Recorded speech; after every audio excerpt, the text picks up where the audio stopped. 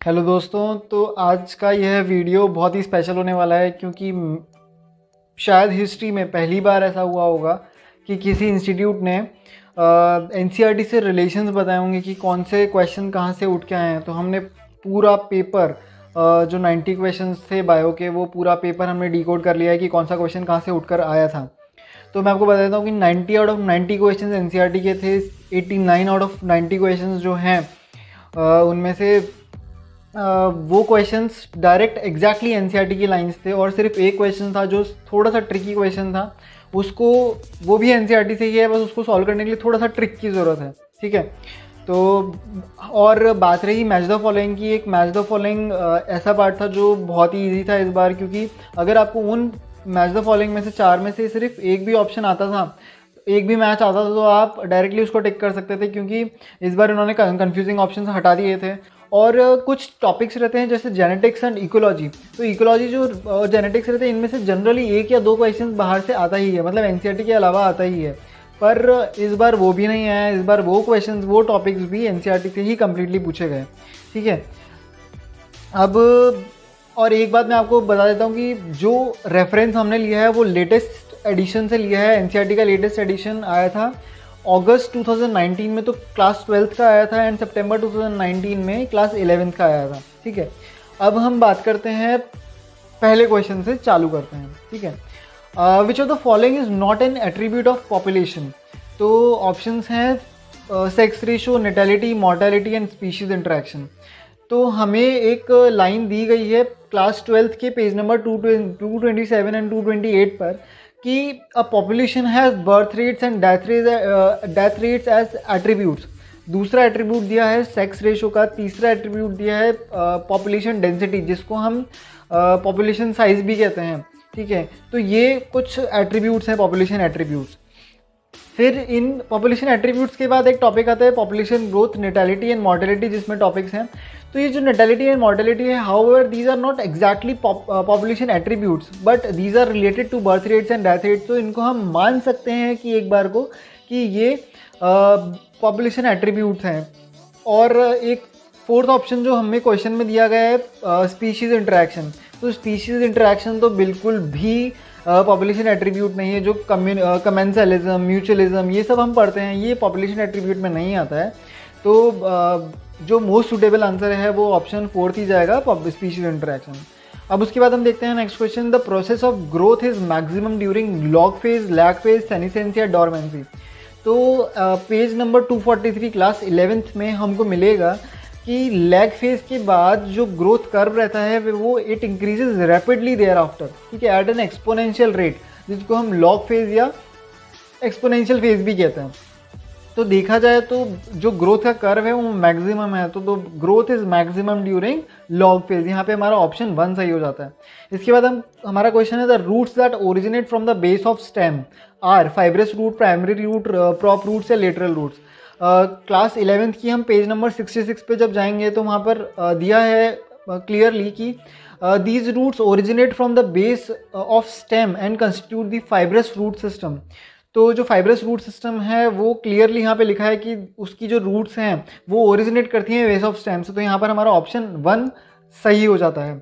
उसके बाद एक क्वेश्चन है मैच द फॉलोइंग का, जिसमें कॉलम 1 में तो डिजीजेस के नाम दिए हैं। कॉलम 1 में तो हमारे पास कॉजेटिव ऑर्गेनिजम्स के नाम दिए हैं, एंड कॉलम 2 में डिजीज के नाम दिए हैं जो ये कॉजेटिव ऑर्गेनिजम्स कॉज करते हैं। ठीक है, तो typhoid, pneumonia, filariasis and malaria, ये हैं कुछ कॉजेटिव ऑर्गेनिजम्स, और Wuchereria, Plasmodium, salmonella and Haemophilus, ये हैं कॉलम 2 में जो डिजीज़ हैं।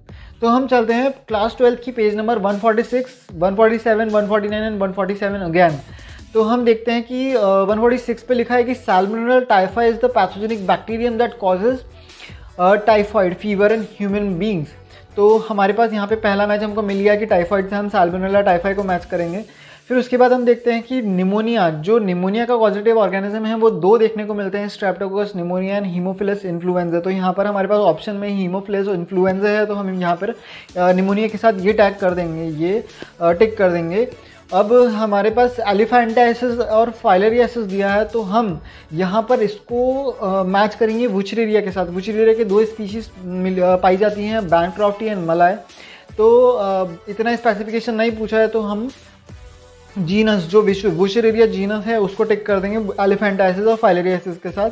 और चौथा जो ऑप्शन है वो मलेरिया का है। तो मलेरिया का कॉजेटिव ऑर्गेनिज्म क्या है? प्लाज्मोडियम। प्लाज्मोडियम की कुछ स्पीशीज देखने को मिलती है जैसे कि प्लाज्मोडियम वाइवेक्स, प्लाज्मोडियम फैल्सीपैरम, पर यहाँ पर सिर्फ प्लाज्मोडियम दिया है तो हम यहाँ पर प्लाज्मोडियम टिक करके आगे बढ़ते हैं। तो इसके अकॉर्डिंग जो ऑप्शन ज़्यादा है वो ऑप्शन 2 सही जाता है।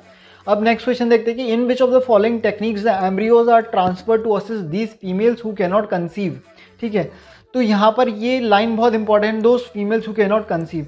अब हम चलते हैं क्लास 12 की पेज नंबर 64 पर, जहाँ पर ये साफ साफ लिखा है कि इन विट्रो फर्टिलाइजेशन के कुछ एग्जाम्पल हैं जैसे gift, ZIFT zygote intrafallopian transfer, and IUT that is intra uterine transfer. और इसके साथ में एक इन विवो फर्टिलाइजेशन का प्रोसेस है जो fusion of gametes with in the female होता है। ये जो 3 चीज़ें हैं ये उन फीमेल्स के लिए यूज़ आती हैं जो फीमेल्स कंसीव नहीं कर सकती हैं। ठीक है, तो यहाँ पर हमारे पास क्लियर हो जाता है कि ऑप्शन में से देखने को मिलता है तो GIFT and IUT that is option 1 is the clear cut correct answer. ठीक है, अब उसके बाद हम देखते हैं कि next question, identify the wrong statement with reference to the gene capital I that controls ABO blood group. ठीक है, option 1 given is the gene I capital I has 3 alleles।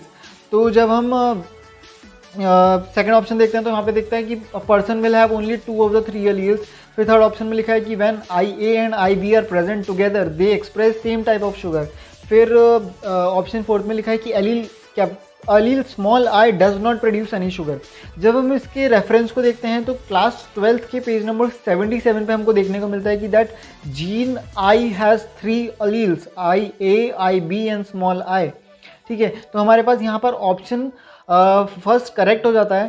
तो पर हमें ढूंढना क्या है? हमें रॉन्ग स्टेटमेंट ढूंढना है। तो हम सेकेंड ऑप्शन पे देखते हैं कि because humans are diploid organisms, each person possesses any 2 of the 3 capital I gene alleles. However, हमको देखने को जब मिलता है कि जो कैपिटल I है उसके 3 alleles हैं IA, IB and small I, पर क्योंकि humans diploid organisms है तो एक टाइम पे सिर्फ 2 ही alleles देखने को मिलेंगे। कौन कौन से? जो कॉम्बिनेशन पर्टिकुलरली प्रेजेंट रहेगा। तो जीनोटाइप जब हम देखेंगे तो 6 टाइप के जीनोटाइप्स मतलब पॉसिबल रहते हैं। ठीक है, तो वो 6 टाइप के जीनोटाइप्स शायद आपने थ्योरी में पढ़े होंगे। तो यहाँ पर ऑप्शन 2 भी करेक्ट हो जाता है। अब हम देखते हैं कि नेक्स्ट कि बट हम लास्ट जो हमने हाईलाइट कर रखा है वो देखते हैं कि but when IA and IB are present together they both express their own types of sugar, this is because of codominance. तो जब हम देखते हैं कि ऑप्शन में लिखा है कि हमें क्वेश्चन में तो दिया हुआ है कि they express same type of sugar, पर हमें NCERT में साफ साफ लिखा है कि these express their own types of sugar, मतलब डिफरेंट टाइप्स ऑफ शुगर। तो यही तो बेसिस है कोडोमिनेंस का। जो कोडोमिनेंस हमको ब्लड ग्रुप सिस्टम्स में देखने को मिलती है ह्यूमंस में, तो यही तो रीज़न है कि they express their own types of sugar. तो अगर सेम ही हो जाएगा तो फिर क्या कोडोमिनेंस देखने को मिलेगी? तो यहाँ पर जो ऑप्शन 3 है वो गलत हो जाता है। ठीक है, तो अब चौथा ऑप्शन है कि allele I does not produce any sugar. तो ये बात बिल्कुल सही है कि स्मॉल allele मतलब allele I that is small I does not produce any sugar. तो ऑप्शन 4 सही हो जाता है। तो हमें रॉन्ग स्टेटमेंट ढूंढना, तो यहाँ पर रॉन्ग स्टेटमेंट कौन सा है? Third statement is wrong statement. अब हम देखते हैं कि नेक्स्ट क्वेश्चन क्या है, the choose the correct pair from the following. तो जब हम देखते हैं कि 4 हमें एंजाइम्स के नाम दिए गए हैं, तो हम पहले एंजाइम को देखते हैं कि लाइगेसेस। तो इसका जब हम रेफरेंस देखेंगे तो क्लास 12 के 106 एंड 196 पेज नंबर पे ये सारी चीज़ें हमको एंजाइम्स के आंसर्स देखने को मिल जाएंगे। तो लाइगेसेस, पॉलीमरेसेस, न्यूक्लियसेस एंड एक्सोन्यूक्लियसेस हमको देखने हैं। तो लाइगेसेस से रिलेटेड टेक्स्ट ये है कि जो फ्रैगमेंट्स रहते हैं DNA fragment, discontinuous and continuous fragments जो हैं वो डीएनए लाइगेसेस ज्वाइन करता है। ठीक है, तो डीएनए लाइगेसेस ऐसा नहीं कर रहा है कि कोई सेगमेंट्स को ज्वाइन कर रहा है। ठीक है, ये फ्रैगमेंट्स को ज्वाइन कर रहा है। फ्रैगमेंट्स मतलब कि जो 2 स्ट्रैंड्स हैं डीएनए के उनको ज्वाइन कर रहा है। ठीक है, तो जो डबल स्टैंडर्ड डीएनए जब हम उनको अलग अलग कोई प्रोसेस में जब वो अलग हो जाते हैं तो वो जो 2 स्ट्रैंड्स बन जाते हैं, तो स्ट्रैंड्स बनने के बाद उनको जब ज्वाइन करना होता है तब डीएनए लाइगेस काम करता है। ठीक है, तो यहाँ पे हमको क्लियर रखना पड़ेगा कि it joins the 2 DNA molecules. ये थोड़ा सा कंफ्यूजिंग ऑप्शन है कि डीएनए मॉलिक्यूल्स या डीएनए स्ट्रैंड्स, तो यहाँ पर हमको एक बार को ये हम कंसिडर कर सकते हैं। हम नेक्स्ट ऑप्शन देखते हैं कि पॉलीमरेजेस। तो पॉलीमरेजेस से टेक्स्ट रिलेटेड जो एनसीईआरटी में दिया गया है वो ये दिया गया है डीएनए पॉलीमरेजेस जो करता है वो काम, वो पॉलीमराइजेशन ऑफ डीऑक्सी न्यूक्लियोटाइड्स करता है। पर हमें टेक्स्ट क्या दिया गया है क्वेश्चन में कि it breaks DNA into fragments. तो ये ऑप्शन बिल्कुल ही गलत हो जाता है। It does not break the DNA fragments, बल्कि ये पॉलीमराइजेशन करता है डीऑक्सी न्यूक्लियोटाइड्स का डीएनए के टेम्पलेट के ऊपर। ठीक है, तो अब हम देखते हैं कि न्यूक्लियसेस क्या है। न्यूक्लियसेस के बारे में लिखा गया है कि जो रेस्ट्रिक्शन एंडोन्यूक्लियसेस होते हैं वो these belong to a larger class of enzymes called nucleases. तो जब हम न्यूक्लियसेस का एक क्लासिफिकेशन देखते हैं तो these are basically of two types, exonucleases and endonucleases. तो एक्चुअली जो न्यूक्लियसेस होते हैं वो डीएनए को ऐसा स्ट्रैंड्स के रूप में कट नहीं करते हैं, हम ये मान सकते हैं डीएनए के क्रॉस सेक्शंस करते हैं। ठीक है, तो क्रॉस सेक्शंस करते हैं तो मतलब एक्सोन्यूक्लियसेस जो करते हैं वो डीएनए के फ्रैगमेंट डीएनए के एंड्स पे करते हैं, और एंडोन्यूक्लियसेस कोई भी एक साइट होती है जो डीएनए की लेंथ के अक्रॉस होती है बीच के अंदर, वहाँ पर एंडोन्यूक्लियसेस काम करते हैं। ठीक है, तो ऑप्शन में हमें दिया गया है क्वेश्चन में कि nucleases the separate two strands of DNA. तो क्या two strands of DNA separate करते हैं न्यूक्लियसेस? नहीं, ये ऑप्शन बिल्कुल गलत है, तो थर्ड ऑप्शन भी गलत हो जाता है। अब हम देखते हैं फोर्थ ऑप्शन एक्सोन्यूक्लियसेस। एक्सोन्यूक्लियसेस के लिए लिखा है कि make cuts at specific position with in DNA. तो यहाँ पर जब हम टेक्स्ट का रेफर करते हैं तो एक्सोन्यूक्लियसेस के साफ साफ लिखा है कि these remove nucleotides from the ends of DNA. ठीक है, तो एंड्स ऑफ डीएनए से रिमूव करता है, बल्कि हमें क्वेश्चन में क्या दिया गया है कि these make specific cuts position with in the DNA. तो ये ऑप्शन भी गलत हो जाता है। तो मोस्ट सूटेबल आंसर कौन सा हुआ? Ligases, these join two DNA molecules. ठीक है, तो यहाँ पर हमारे पास टू डीएनए मॉलिक्यूल्स को ज्वाइन करने के लिए लाइगेज, ये ऑप्शन सही हो जाता है। मोस्ट सूटेबल आंसर यही है जो फर्स्ट ऑप्शन है। ठीक है, अब नेक्स्ट क्वेश्चन देखते हैं कि सेलेक्ट द करेक्ट मैच।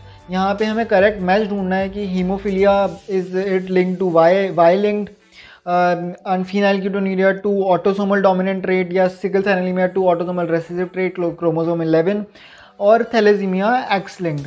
तो यहाँ पर हमको थोड़ा सा ट्रिक यूज़ करनी पड़ेगी कि हमको एलिमिनेशन से जाना पड़ेगा, क्योंकि जो एनसीईआरटी में टेक्स्ट दिया है वो सिकल सेल एनीमिया के लिए क्रोमोसोम 11 का कहीं पे भी मेंशन नहीं है। तो हमें टेक्स्ट देखना पड़ेगा। पेज नंबर हम 90 पर चलते हैं और 91 पर चलते हैं क्लास 12 के। तो वहाँ पर साफ साफ लिखा है कि haemophilia this is sex linked recessive disease. तो जहाँ पर भी सेक्स लिंक्ड का जिक्र आता है वहाँ पर हम एक्स लिंक्ड देखते हैं, एक्स लिंक्ड ही मानते हैं उसको, वाई लिंक्ड नहीं मानते हैं। तो यहाँ पर हमारे पास जो ऑप्शन 1 है हीमोफीलिया टू वाई लिंक्ड, ये गलत हो जाता है। फिर हम देखते हैं phenylketonuria, this is inborn error of metabolism and is also inherited as autosomal recessive trait. ठीक है, तो the affected individual lacks an enzyme. तो और हमारे पास ऑटोसोमल डोमिनेंट ट्रेट ऐसा करके एक ऑप्शन दिया है क्वेश्चन में, जो कि बिल्कुल गलत हो जाता है। फिर हम देखते हैं सिकल सेल एनीमिया। तो ऑटोसोमल रेसेसिव ट्रेट दिया हुआ है क्वेश्चन में भी, और हमारे पास जो डेफिनेशन है एनसीईआरटी के अकॉर्डिंग उसमें भी लिखा है this is an autosomal linked recessive trait. ठीक है, पर यहाँ पे क्रोमोसोम 11 का कोई जिक्र नहीं है, तो हम इसको अभी के लिए होल्ड पर रखते हैं। हम ऑप्शन 4 देखते हैं। ऑप्शन 4 में लिखा है कि थैलेसीमिया इज एक्स लिंक्ड, पर जब हम इसका रेफरेंस टेक्स्ट देखते हैं एनसीईआरटी में तो वहाँ पे लिखा है this is also an autosome linked recessive blood disease. तो ये सेक्स लिंक बिल्कुल भी नहीं है, एक्स लिंक बिल्कुल भी नहीं है। Thalassaemia is an autosomal linked recessive blood disorder. तो हमारे पास जो सबसे सही आंसर वो है सिकल सेल एनीमिया। तो अब से हमें याद रखना है कि sickle cell anaemia is related to chromosome 11। ठीक है, भले ही एनसीईआरटी में नहीं दिया पर हम इसको क्वेश्चन को एलिमिनेशन प्रोसेस से सॉल्व करेंगे, क्योंकि हमें मालूम रहना चाहिए कि बाकी सारी जो डिजीज़ हैं उसके जो सामने टेक्स्ट लिखा है वो गलत तो नहीं है। ठीक है, तो इसके according sickle cell anaemia is the right answer. अब हम देखते हैं next question. Next question again एक मैच द फॉलोइंग है। मैच द फॉलोइंग ये बिल्कुल डायरेक्ट क्वेश्चन है। Gregarious pest and polyphagous pest. ठीक है, तो इसे हमें देखना है और कि ये किससे मैच करता है। फिर है adult with radial symmetry and larva with bilateral symmetry, ये है। फिर बुक लंग्स दिए गए हैं, फिर बायोल्यूमिनेंस दिया गया है, और कॉलम 2 में एस्टेरिया, स्कॉर्पियन, टेनोप्लाना एंड लोकस्टा दिया गया है। तो जब हम एनसीईआरटी का देखते हैं तो क्लास 11th की एनसीईआरटी पेज नंबर 51, 53, 54 एंड 59, मैं रिपीट कर देता हूँ 51, 53, 54 एंड 59 पे हम जब देखते हैं तो ग्रेगेरियस पेस्ट का नाम लोकस्टा दिया हुआ है। तो यहाँ पर हमारा मैच पहला हो जाता है। फिर दूसरा हम देखते हैं कि adult echinoderms are radially symmetrical but larvae are bilaterally symmetrical. ठीक है, तो जब हम देखते हैं कि adult with radial symmetry and larvae with bilateral symmetry, तो हम यहाँ पे इकाइनोडर्म्स टिक करते हैं। इकाइनोडर्म्स क्या एग्जाम्पल्स हमको याद होने चाहिए, तो इसका अभी हम होल्ड पे रखते हैं क्योंकि एग्जाम्पल हमारे पास डायरेक्टली लिखा नहीं है यहाँ पे। फिर हम देखते हैं कि बुक लंग्स, जो बुक लंग्स की बात हुई है वो बुक लंग्स किससे मैच करना है वो हमें देखना पड़ेगा कि एस्टेरिया से स्कॉर्पन या टीनोप्लाना किससे मैच करना है।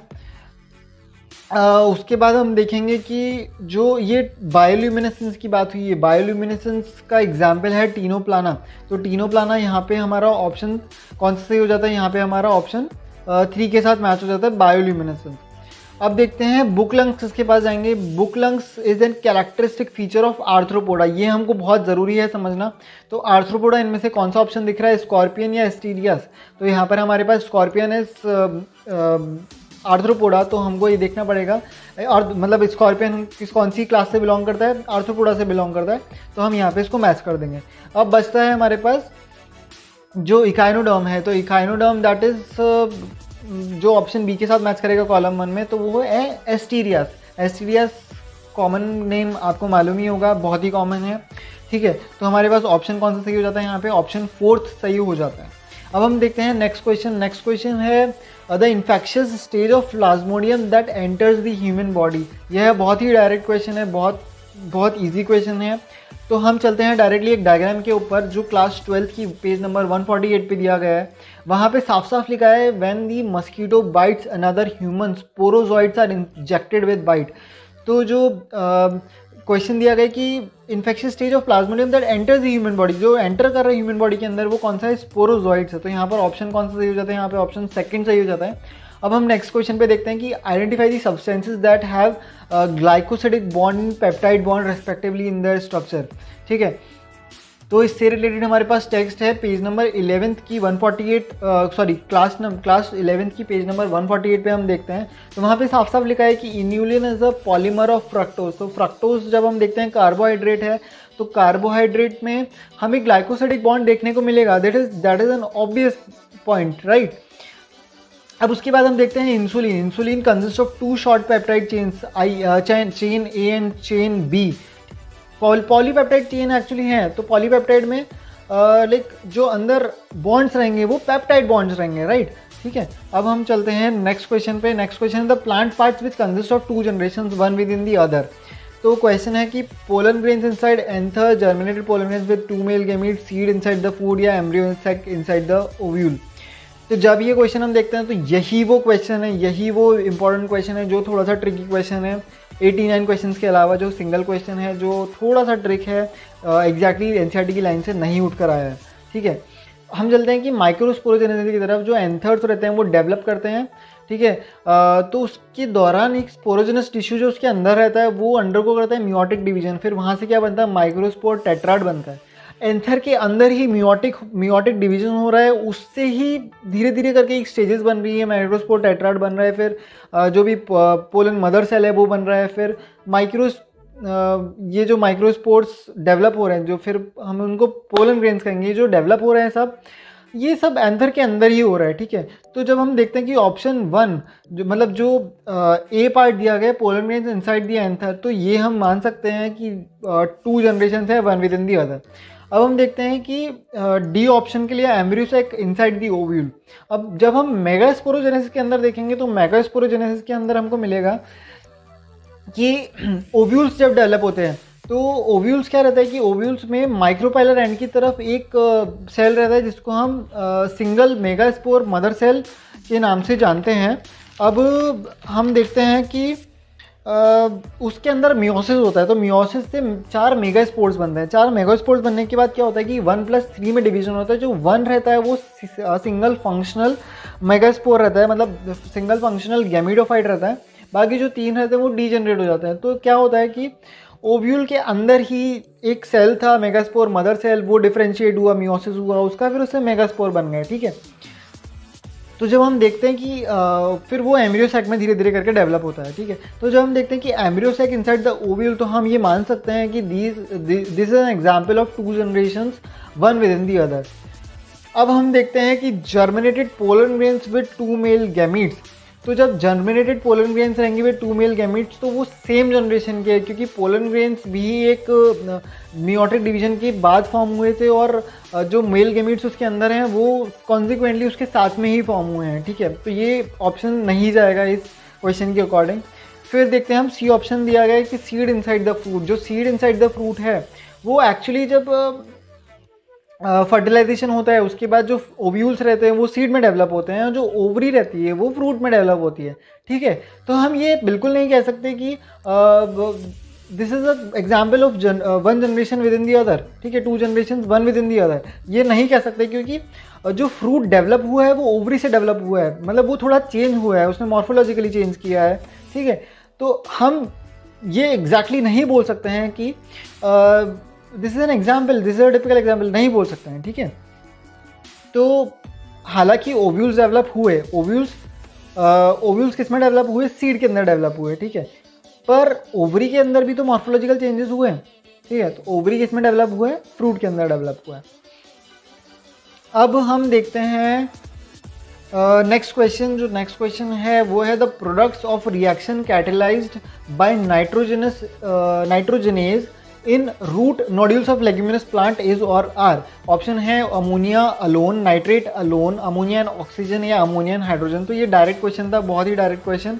इसके बारे में एक इक्वेशन भी दी हुई है एनसीईआरटी में, पेज नंबर 203 क्लास 11th में हम जाएंगे जब, वहाँ पे साफ साफ लिखा है कि the enzyme nitrogenase is highly sensitive to the molecular oxygen, it requires anaerobic conditions.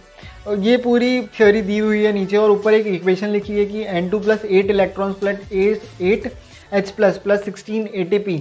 तो ये जो ये प्रोडक्ट फॉर्म करते हैं वो अमोनिया निकलती है और हाइड्रोजन गैस निकलती है।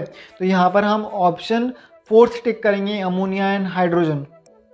अब हम चलते हैं आपके साथ नेक्स्ट क्वेश्चन पे कि identify the correct statement with regard to G1 phase, that is gap 1 phase of interphase. ठीक है, तो ऑप्शंस दिए गए हैं हमारे पास, डीएनए सिंथेसिस और रेप्लिकेशन टेक्स प्लेस, या reorganisation of all cell components take place, या सेल इज मेटाबॉलिकली एक्टिव, या grows but does not replicate its DNA, या न्यूक्लियर डिवीजन टेक्स प्लेस। तो जब हम इसका टेक्स्ट देखेंगे तो यहाँ पर लिखा है साफ साफ कि during G1 phase the cell is metabolically active and continuously grows but does not replicate its DNA. तो क्लास 11th की 163 पेज पर जब हम देखेंगे तो इसके अकॉर्डिंग हमारा ऑप्शन 3 बिल्कुल सही हो जाता है, जो कि cell is metabolically active, grows but does not replicates its DNA. ठीक है, अब हम देखते हैं cuboidal epithelium with brush border of microvilli is found in. Options हमारे पास हैं लाइनिंग ऑफ इंटेस्टाइन, या ducts of salivary glands, proximal convoluted tubules of nephron, या यूस्टेशियन ट्यूब। जब हम देखेंगे इसके रेफरेंस टेक्स्ट तो हमें क्लास 11th की पेज नंबर 101 पेज पे जाना पड़ेगा। वहाँ पे हमें साफ साफ लिखा है कि जो क्यूबॉइडल एपिथेलियम है that is found in tubular parts of nephron and kidneys, और the epithelium of proximal convoluted tubule of nephron in the kidney has microvilli. ठीक है, तो हमारे इसके अकॉर्डिंग ऑप्शन 3 से हो जाता है, that it is found in proximal convoluted tubule of nephron. अब हम देखते हैं next question, which of the following statements about inclusion body is incorrect. Option 1 है these are not bound by any membrane, next these are involve in injection of food particles, उसके बाद है they lie freely in the cytoplasm, उसके बाद है they represent reserve material in the cytoplasm. ठीक है, तो हमारे पास पेज नंबर 129 क्लास 11th में जब हम जाएंगे पेज नंबर 129 पे तो हमें देखने को मिलेगा कि रिजर्व मटेरियल होता है inclusion bodies. These are the reserve material in prokaryotic cells are stored in the cytoplasm in the form of inclusion bodies. फिर इसके बाद एक लाइन डायरेक्ट लिखी है, these are not bound by any membrane system and lie freely in the cytoplasm. तो इसके according हमारा option 2 सही हो जाता है, कि मतलब जो इनकरेक्ट हमको ढूंढना था कि these are involve in injection of food particles, no these are not like involve in the injection of food particles, these are actually the reserve material. ठीक है, इन प्रोकैरियोटिक सेल। फिर उसके बाद हम नेक्स्ट क्वेश्चन पे चलते हैं, which is the most important site of formation of glycoproteins and glycolipids in eukaryotic cells. तो इसका ऑप्शन हमको दिए हुए हैं कि endoplasmic reticulum, peroxisomes, Golgi bodies and polysomes. तो जब हम ऑप्शंस देखते हैं तो ऑप्शंस में हमको देखने को मिलेगा कि ये थोड़ा सा इजी क्वेश्चन है बट कभी कभी कंफ्यूजिंग हो जाता है क्योंकि हमें टेक्स्ट क्लियर नहीं रहता है। तो हम चलते हैं पेज नंबर 134 क्लास 11th की एनसीईआरटी बुक में, जहाँ पे साफ साफ लिखा है Golgi apparatus is the important site of formation of glycoproteins and glycolipids. ठीक है, तो यहाँ पर हमारे पास ऑप्शन 3 सही हो जाता है। उसके बाद हम देखते हैं कि next question, in gel electrophoresis separated DNA fragments can be visualise with the help of acetocarmine in bright blue light, ethidium bromide in UV radiations, acetocarmine in UV radiations, ethidium bromide in infrared radiation। तो जब हम class 12 की page number 198 पे जाएंगे तब हमें साफ साफ यहाँ पे लिखा है कि the separated DNA fragments can B visualised only after staining the DNA with a compound known as ethidium bromide followed by exposure to UV radiation। ठीक है, तो यहाँ पे बहुत ज़रूरी हो जाता है कि अगर हमें डीएनए को ऑब्जर्व करना है एक्सरे के अंदर तो हमें इथिडियम ब्रोमाइड से पहले उसको स्टेन करना है, उसके बाद हम उसको एक यूवी रेडिएशन के अंदर ही देख सकते हैं। ठीक है, इसके पीछे कुछ केमिस्ट्री के रीजंस रहते हैं। मैं चाहूँगा कि आप ज़रूर वो रीज़न फाइंड आउट करें क्योंकि वो बहुत इंपॉर्टेंट रहता है। ठीक है, तो हम चलते हैं नेक्स्ट क्वेश्चन पे कि identify the wrong statement with reference to transport of oxygen. यहाँ पे हमें देखने को मिलता है कि binding of oxygen with haemoglobin is mainly related to partial pressure of oxygen, ये पहला ऑप्शन है। सेकंड है partial pressure of CO2 can interfere with the CO2 binding with haemoglobin. Third है higher concentration of in alveoli favours the formation of oxyhaemoglobin. And fourth option है लो PCO2 in alveoli favours the formation of oxyhaemoglobin. तो जब हम text देखेंगे page number 274 पे, class 11 के page number 274 पे हमें टेक्स्ट मिलेगा कि binding of oxygen with haemoglobin is primarily related to partial pressure of oxygen. फिर उसके बाद partial pressure of CO2, H+ ion concentration and temperature are other factors which can interfere with this binding. तो ये hindrance है, ये रोकेंगे। ठीक है, जो ऑक्सीजन बाइंडिंग है उसको रोकेंगे। तो अगर ऑक्सीजन बाइंडिंग को हमें स्मूथ बनाना है तो ये चीज़ें कम होनी चाहिए, मतलब पार्शियल प्रेशर CO2 कम होना चाहिए, H+ आयन कंसंट्रेशन कम होनी चाहिए और टेम्परेचर भी कम रहना चाहिए, तभी ऑक्सीजन हीमोग्लोबिन से अच्छे से बाइंड कर पाएगा। फिर COD ऑप्शन के अकॉर्डिंग हमें मिलता है कि low PCO2, lesser H+ ion concentration and lower temperature are the factors all favourable for the formation of oxyhaemoglobin. ठीक है, तो यहाँ से हमें क्लियर हो जाता है कि ऑप्शन 3 जो है उसमें ये गलत लिखा हुआ है कि हायर का H+ ion concentration is responsible और it favours the formation of oxyhaemoglobin. तो यहाँ पे ऑप्शन गलत हो जाता है, इसलिए हम ऑप्शन मार्क करते हैं थर्ड। अब नेक्स्ट क्वेश्चन आता है रे फ्लोरेट्स हैव। तो ray florets have inferior ovary, superior ovary, hypogynous ovary या हाफ इंफीरियर ओवरी। इसके लिए हमारे पास टेक्स्ट अवेलेबल है कि the ovary is said to be inferior as in flowers of guava, cucumber and the ray florets of sunflower, जो page number 73 class 11 की NCERT में मिलेगा। द नेक्स्ट क्वेश्चन है specific palindromic sequence which is recognised by EcoR1। तो जब हम text देखते हैं एनसीईआरटी में तो क्लास 12 की एनसीईआरटी 196 पेज और 197 पेज पे हमें मिलेगा कि एक डायग्राम दिया हुआ है जिसमें कि नंबरिंग मेंशन नहीं है, 5 प्राइम या 3 प्राइम कौन सा एंड है ये मेंशन नहीं है। तो हम नेक्स्ट जो 197 पेज है उस पर अवेलेबल है कि the following sequence reads the same as on the strands in 5 prime to 3 prime direction, this is also true if it reads in the 3 prime to 5 prime direction. तो इसमें जो diagram available है 5 prime से 3 prime, 3 prime से 5 prime, GATT CTT AAG, तो ये जो match करता है वो ऑप्शन 1 से मैच करता है एग्जैक्टली, इसीलिए हम ऑप्शन 1 को टिक कर देंगे। फिर नेक्स्ट क्वेश्चन पे हम चलते हैं कि identify the wrong statement with regard to a restriction enzyme.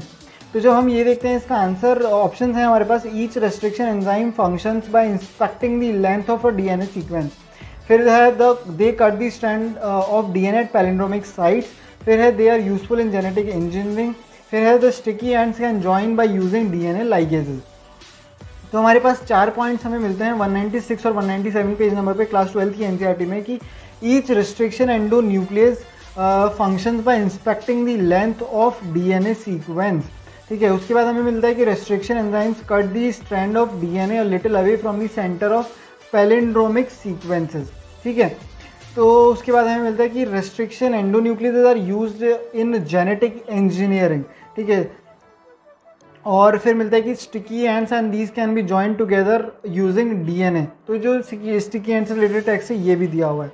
तो हमें रॉन्ग स्टेटमेंट ढूंढना है, तो रॉन्ग स्टेटमेंट इसमें कौन सा हो जाता है, इसमें रॉन्ग स्टेटमेंट सेकंड हो जाता है कि they cut the strand of DNA at palindromic sequence. तो एक्चुअली पैलिंड्रोमिक सीक्वेंस के वहाँ पर कट नहीं करता है, थोड़ा सा दूर, अ little away from the centre of a palindromic sequence, वहाँ से कट कर, तो यहाँ पे ऑप्शन 2 सही हो जाता है। अब हम चलते हैं नेक्स्ट क्वेश्चन में, विच of the following is put into anaerobic sludge digester for further sewage treatment. जब हम ये देखते हैं क्वेश्चन तो यहाँ पे हमें ऑप्शन मिलते हैं primary sludge, floating debris, effluents of primary treatment या एक्टिवेटेड स्लज। तो हम इसके ऑप्शंस के अकॉर्डिंग जो टेक्स्ट देखते हैं वो क्लास 12 की एनसीईआरटी पेज नंबर 184 पे हमें मिलता है कि activated sludge is pumped back into the aeration tank to serve as inoculum. मतलब जो एक्टिवेटेड स्लज का एक छोटा सा पार्ट रहता है उसको हम एरेशन टैंक में वापस डालते हैं, जिसको हम इनोकुलम भी कहते हैं। बाकी जो रिमेनिंग पार्ट है, जो बाकी जो 99% पार्ट हम मान सकते हैं, बल्कि उससे ज़्यादा ही जो पार्ट मानते हैं, वो क्या होता है, वो पंप कर देते हैं उसको हम लार्ज टैंक में, and that is called as anaerobic sludge digester. तो इसके अकॉर्डिंग हमारे पास फोर्थ ऑप्शन सही हो जाता है एक्टिवेटेड स्लज। ठीक है, तो हम नेक्स्ट क्वेश्चन पे चलते हैं, select the correct events that cause that occurs during inspiration. तो ऑप्शन है हमारे पास कि कॉन्ट्रैक्शन ऑफ डायफ्राम या contraction of external intercostal muscles या पल्मोनरी वॉल्यूम डिक्रीजेज या इंट्रा पल्मोनरी प्रेशर डिक्रीजेज। तो जब हम टेक्स्ट देखते हैं कि एनसीईआरटी में क्लास 12 की पेज नंबर 270 एंड 271 पे ये साफ साफ लिखा हुआ है कि inspiration can occur if the pressure with in the lungs, that is the intra pulmonary pressure is like less than the atmospheric pressure, मतलब ये कम होना चाहिए। ठीक है, तो यहाँ पर ये वाला जो पार्ट है, ये इंट्रा पल्मोनरी प्रेशर जो है वो बढ़ना नहीं चाहिए, वो कम होना चाहिए। तो जो ऑप्शन डी है वो यहाँ पे गलत हो ही जाता है। फिर उसके बाद हम देखते हैं जी कॉन्ट्रैक्शन ऑफ डायफ्राम जो है वो सही होना चाहिए, मतलब कि ऑप्शन से रिलेटेड होना चाहिए। ठीक है, अब हम देखते हैं कि contraction of external intercostal muscle, तो ऑप्शन हमारे पास 2 भी सही है, मतलब जो बी पार्ट है वो दिया हुआ है वो भी सही है। अब हम देखते हैं कि इंक्रीजेज इन पल्मोनरी वॉल्यूम, तो मतलब जो इंक्रीज इन पल्मोनरी वॉल्यूम है ये भी थोड़ा फेवर करता है इस चीज़ को। तो ऑप्शन क्या कहते हैं, पल्मोनरी वॉल्यूम डिक्रीजेज लिखा हुआ है हमारे पास क्वेश्चन पे, तो ये हम गलत मानेंगे। तो इसके अकॉर्डिंग सिर्फ 2 ही जो पार्ट्स हैं, मतलब ए और बी, वो ही सही बैठते हैं, इसीलिए हम टिक करेंगे ऑप्शन 1 ए एंड बी। अब हम देखते हैं, if the head of the cockroach is removed it may live for few days because. इससे रिलेटेड जो टेक्स्ट दिया हुआ है वो 11th की एनसीईआरटी पेज नंबर 114 पे दिया हुआ है कि the head holds a bit of nervous system while the rest is situated along the ventral part of the body. So now you understand, if the head of the cockroach is cut off, it will still live as long as for 1 week. So जब इसका हम option देखते हैं तो option हमारे पास third सही बैठता है कि the head holds a small portion of the nervous system while the rest is situated along the ventral part of the body. ठीक है, अब हम नेक्स्ट क्वेश्चन देखते हैं। नेक्स्ट क्वेश्चन में पूछा है कि which of the following statements are true for phylum chordata. तो पहले ऑप्शन में हमारे पास लिखा है कि urochordata notochord extend from head to tail and present throughout their life. फिर सेकंड ऑप्शन में लिखा है कि invertebrates notochord is present during the embryonic period only. फिर central nervous system is dorsal and hollow. उसके बाद लिखा है कि कॉर्डेटा इज डिवाइडेड इनटू 3 सब phyla, Hemichordata, Tunicata and cephalochordata. जब हम इसका टेक्स्ट देखते हैं कि पेज नंबर 11 पे पेज नंबर 55 पे क्लास 11th की टेक्स्ट बुक में, वहाँ पे हमें साफ साफ मिलता है कि phylum Chordata is divided into 3 सब phyla, urochordata, Tunicata and cephalochordata.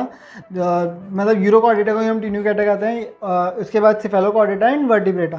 तो ये जो 3 सब फाइला हैं इसमें ये डिवाइडेड रहता है।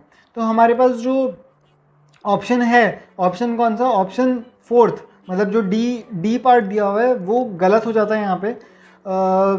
और उसके बाद हम देखते हैं टेक्स्ट की in urochordata notochord is present only in larval tail while in cephalochordata it extends from head to tail region and is persistent throughout their life. तो ये ऑप्शन जो है ये भी गलत हो जाता है, क्योंकि ऑप्शन में हमें लिखा है कि हेड टू टेल तो रहता है, पर नोटोकॉर्ड मतलब क्या लिखा है कि notochord extends from head to tail and is present throughout their life. ठीक है, पर थ्रू आउट देयर लाइफ लिखा है, और यहाँ पर हमारे पास जो टेक्स्ट लिखा है उसमें लिखा है कि notochord is present only in larval stage. ठीक है, तो जो टेक्स्ट के अकॉर्डिंग ही हम देखते हैं तो ये वाला ऑप्शन भी हमारे पास गलत हो जाता है, मतलब ए पार्ट जो है वो भी गलत है। अब हम देखते हैं कि द मेंबर्स ऑफ सब phyla vertebrata possesses notochord during embryonic period. ठीक है, तो ये जो हमारा है कि ये पार्ट बिल्कुल सही बोला है इन्होंने। अब क्वेश्चन में ये बी वाला सही है। अब हम देखते हैं कि central nervous system is dorsal, hollow and single. तो जब हम इसको एनालाइज करते हैं और मैच करते हैं क्वेश्चन के ऑप्शन के साथ तो ये भी बिल्कुल सही बैठता है, इसलिए हम मार्क करते हैं बी एंड सी, और वो ऑप्शन 4 में अवेलेबल है। तो ऑप्शन इसका आंसर हो जाता है 4। हम चलते हैं नेक्स्ट क्वेश्चन में जो मैच द फॉलोइंग है। मैच द फॉलोइंग में बैसिलस थ्योरेंसिएंसिस दिया है, थर्मस एक्वाटिकस दिया है, एग्रोबैक्टीरियम ट्यूबिफेशियंस दिया है, साल्मोनेला टाइफाइमीडियम दिया है, और साथ में दिया है साइड में कॉलम 2 में जो क्लोनिंग वेक्टर है, construction of first RNA DNA molecule है, फिर डीएनए पॉलीमरेज दिया है, फिर क्रायोप्रोटीन दिया है। तो जब हम इनके टेक्स्ट देखते हैं तो हमें साफ साफ मिलता है पेज नंबर 200 पे, क्लास 12 की एनसीईआरटी में पेज नंबर 200 पे हमें vectors for cloning genes and plant and animals के लिए दिया हुआ है, एग्रोबैक्टीरियम ट्यूबिफेशियंस। तो एक हमारा ये पार्ट कंप्लीट हुआ। फिर हम देखते हैं कि पेज नंबर 209 पे लिखा है कि बैसिलस थ्योरेंसिएंसिस जो है, तो the toxin coded by a gene cry one AC named cry. तो यहाँ पर हम बैसिलस थ्योरेंसिएंसिस के साथ क्राय प्रोटीन्स को मैच कर देंगे।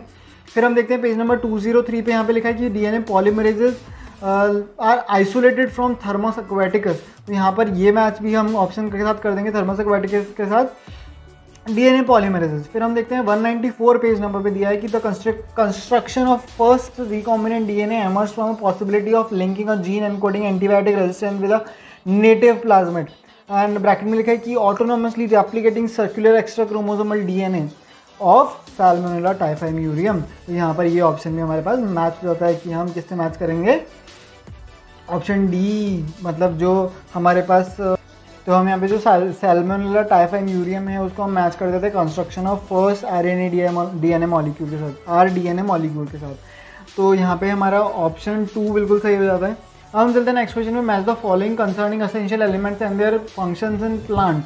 तो हमारे पास कॉलम 1 में है आयरन, जिंक, बोरॉन, मैग्नीज, उसके बाद है photolysis of water, pollen germination required for chlorophyll biosynthesis and IAA biosynthesis. तो हम जब देखते हैं कि इसका टेक्स्ट क्लास 11 की एनसीईआरटी 197 और 198 पे हमें मिलेगा कि essential for formation of chlorophyll iron के लिए दिया हुआ है, मैंगनीज के लिए दिया हुआ है, it is important for splitting of water. फिर जिंक के लिए दिया हुआ है कि it is also needed for synthesis of oxygen. फिर बोरॉन के लिए दिया हुआ है पोलन जर्मिनेशन। तो यहाँ पर हमारे पास इसके अकॉर्डिंग ऑप्शन 3 बिल्कुल सही हो जाता है। फिर हम चलते हैं नेक्स्ट क्वेश्चन पे, आइडेंटिफाई द इनकरेक्ट स्टेटमेंट पूछा है हमसे। क्या पूछा है? Incorrect statement. हार्टवुड एंड सेपवुड से रिलेटेड ये क्वेश्चन है, बहुत इंपॉर्टेंट क्वेश्चन है।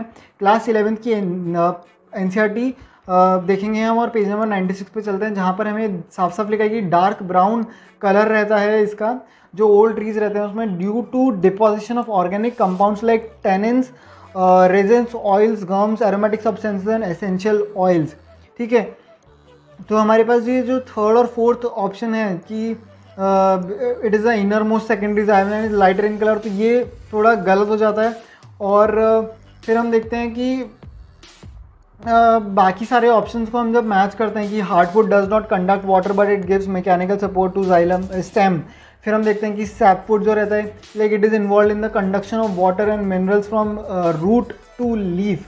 ठीक है, तो बाकी सारे ऑप्शन सही रहते हैं, बस एक थर्ड ऑप्शन गलत हो जाता है। जो थर्ड ऑप्शन क्या कहता है कि sapwood is inner most secondary xylem and is lighter in colour, जो ये गलत ऑप्शन है, it is actually darker in colour.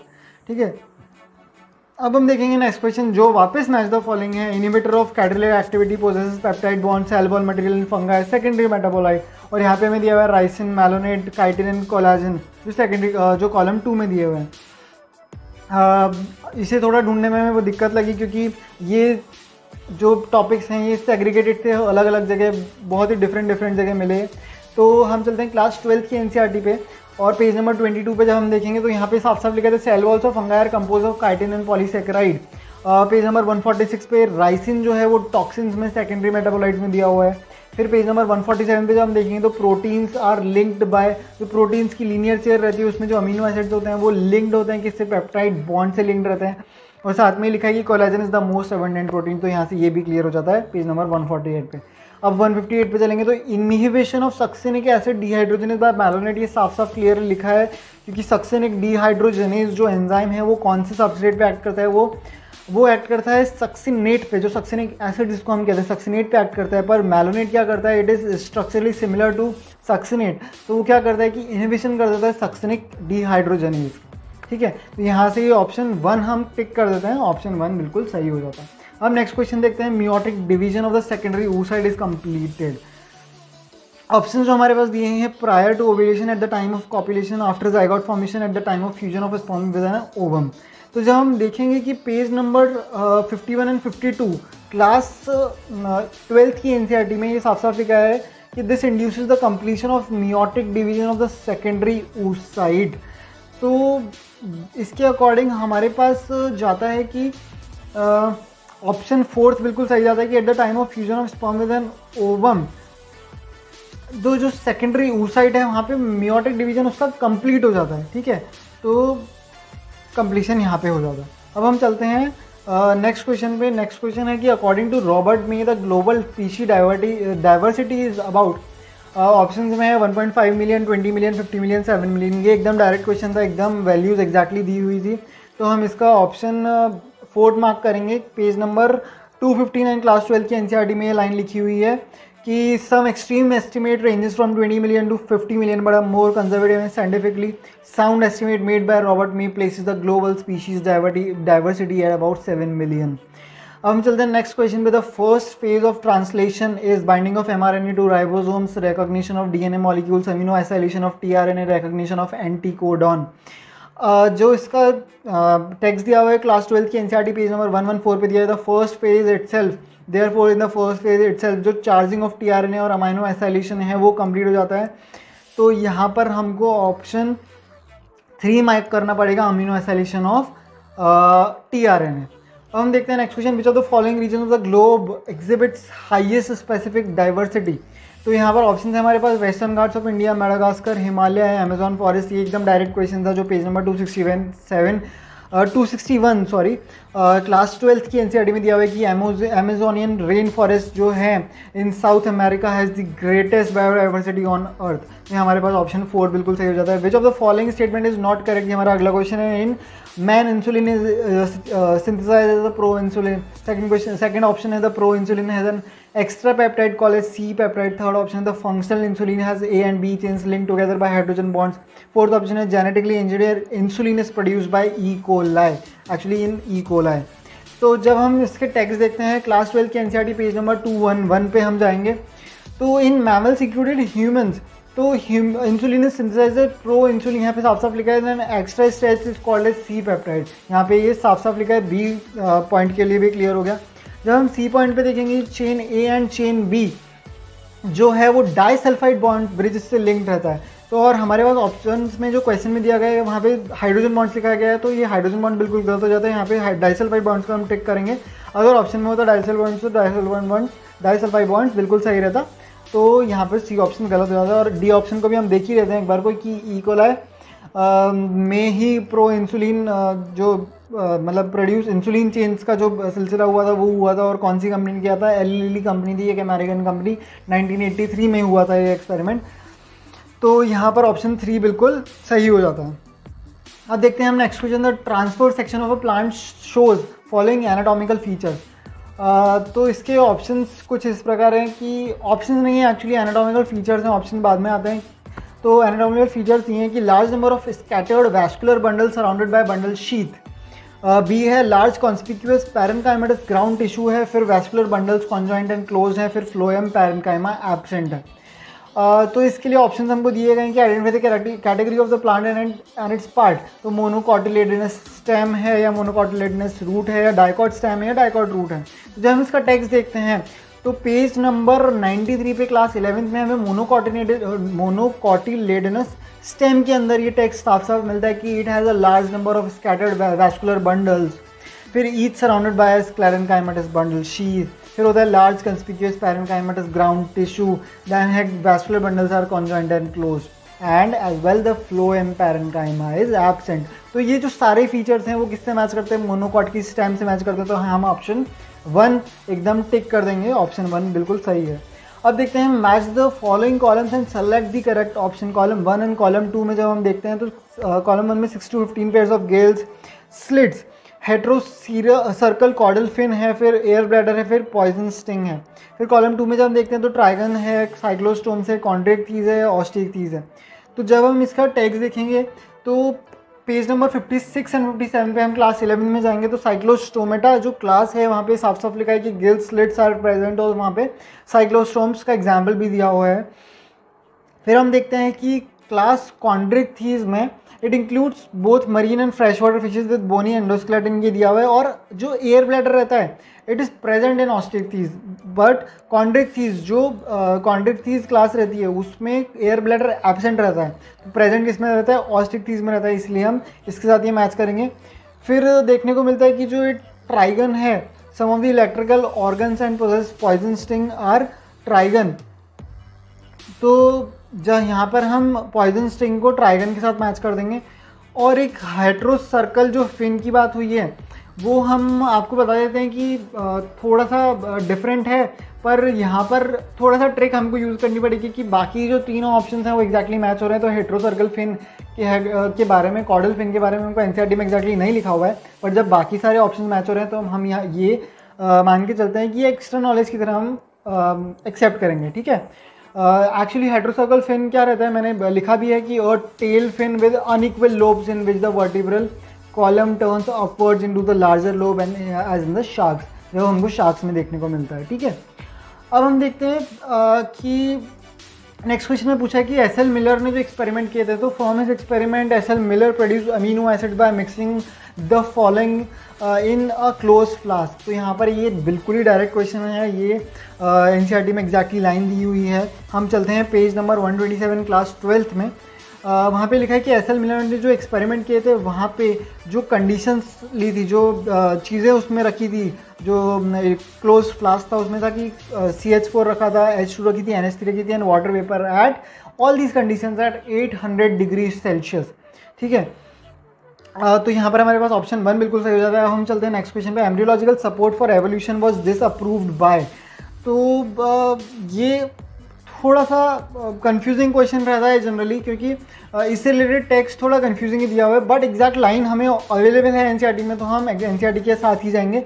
Page number 129 class 12th की बुक में हम देखेंगे कि एम्ब्रियोलॉजिकल सपोर्ट फॉर एवोल्यूशन जो था वो the proposal was disapproved on careful study perform by Karl Ernst von Baer, ठीक है। तो ऑप्शन वहाँ पे 1 बिल्कुल सही हो जाता है।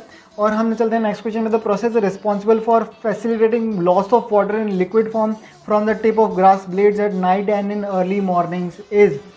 तो इससे रिलेटेड जो टेक्स्ट है वो क्लास 11 की 186 पेज नंबर पे दिया हुआ है कि effects of root pressure is also observe at night and early morning when evaporation is low and excess water collects in the form of droplets around special openings in the veins near the tip of grass blades and leaves many herbaceous and leaves of many herbaceous plants, ठीक है। जो तो रात के समय हमको ओस देखने को मिलती है, जो ओस की बात होती है वहाँ यहाँ पे वो गटेशन की वजह से होती है, तो यहाँ पे हम ऑप्शन 2 बिल्कुल सही कर देंगे।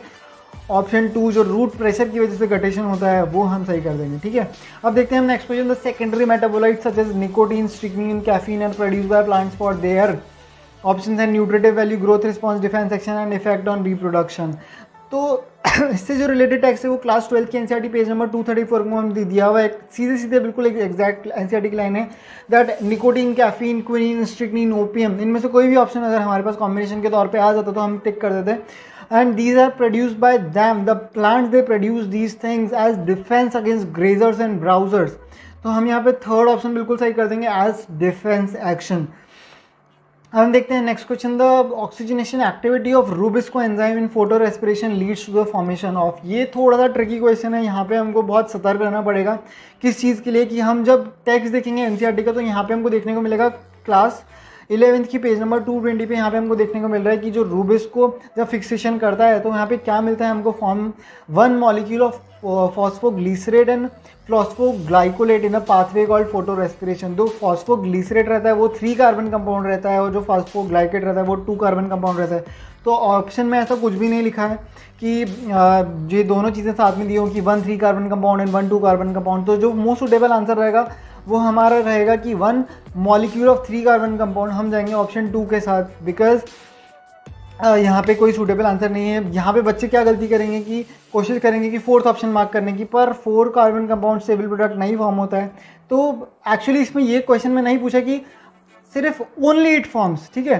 तो यहाँ पे लिखा है कि in the leads to the formation of, तो यहाँ पे ओनली नहीं लिखा है, तो यहाँ पे फॉर्मेशन ऑफ के लिए पूछा तो 1 मॉलिक्यूल ऑफ 3 कार्बन कंपाउंड हम यहाँ पे टिक करेंगे। यहाँ पे कन्फ्यूजन की कोई स्थिति नहीं है, ठीक है। हम चलते हैं नेक्स्ट क्वेश्चन पे। तो नेक्स्ट क्वेश्चन है कि BT cotton variety that was developed by introduction of toxin gene of Bacillus thuringiensis. BT is resistant to, यहाँ पे ऑप्शन है हमारे पास insect pest, fungal disease, plant nematode से अब इंसेक्ट प्रेडेटर्स। तो जब हम देखते हैं कि पेज नंबर 208 क्लास 12 के एनसीईआरटी में हमें देखने को मिलेगा कि बैसिलस थुरिंजिएंसिस जो बीटी टॉक्सिन जीन है has been clone from bacteria and has been express in plants to provide resistant to insects. ये क्लियरली लिखा है यहाँ पे, without the need for insecticide in effect created a biopesticide. तो यहाँ पर हम ऑप्शन 1 मार्क कर देंगे कि इंसेक्ट पेस्ट के अगेंस्ट, इसके रेजिस्टेंट के लिए हमने इसको डेवलप करवाया था। ठीक है, यहाँ पर ऑप्शन 1 सही हो जाता है। फिर हम देखते हैं next question, which of the following refers to correct examples of organisms which have evolved due to changes in environment brought about by anthropogenic action. यहाँ पे जो ऑप्शन हमको देखने को मिले हैं, ऑप्शंस एक्चुअली नहीं, यहाँ पे हमें टेक्स्ट देखने को मिला है कि Darwin finches of Galapagos islands, herbicide resistant weeds, drug resistant eukaryotes, man created breed of domesticated animals like dogs.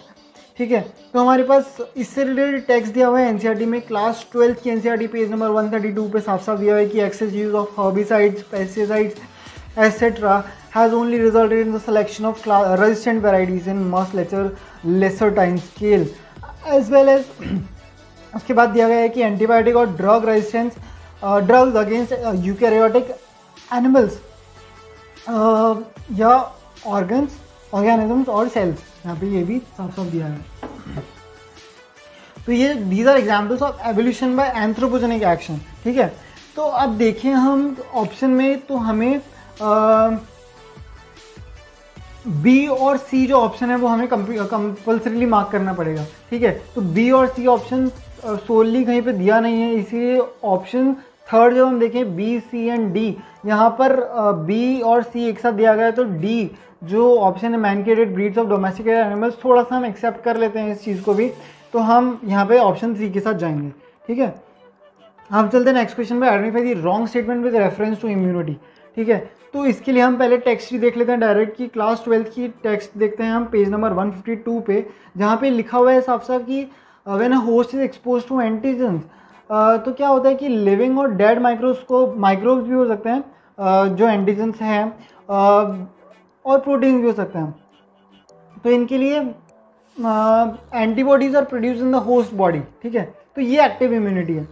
फिर पैसिव इम्यूनिटी की जो बात की कि when readymade antibodies are directly given to protect the body against foreign agents, it is called as passive immunity.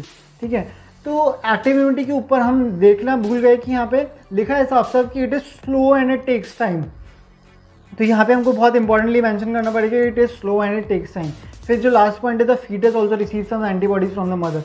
तो हम जब देखेंगे टेक्स्ट, तो यहाँ पर ऑप्शन 3 में हमको साफ साफ लिखा है कि क्वेश्चन जो हम देखेंगे कि active immunity is quick and gives full response, पर अभी हमने टेक्स्ट में देखा है कि active immunity is actually slow and it takes time. तो ऑप्शन 3 यहाँ पे गलत हो जाता है, तो एक्चुअली हमें रॉन्ग ही सेलेक्ट करना है, इसलिए हम ऑप्शन 3 टेक कर देंगे। ठीक है, अब हम चलते हैं नेक्स्ट क्वेश्चन पे, by which method was a new breed of Hissardale of sheep formed by using Bikaneri ewes and merino rams. तो इसके लिए ऑप्शन जो दिए गए हैं वो है cross, out crossing, mutational breeding, cross breeding and in breeding. अब जब हम देखेंगे ऑप्शन 3 यहाँ पे सही होने की चांसेस हैं, क्यों? क्योंकि 168 पेज नंबर पे क्लास 12 में जब हम देखेंगे तो क्रॉस ब्रीडिंग के अंदर एग्जाम्पल दिया है कि Hissardale is a new breed of sheep developed from in Punjab by crossing Bikaneri ewes and merino rams. तो हमारे पास ऑप्शन 3 यहाँ पे सही हो जाता है कि क्रॉस ब्रीडिंग से ये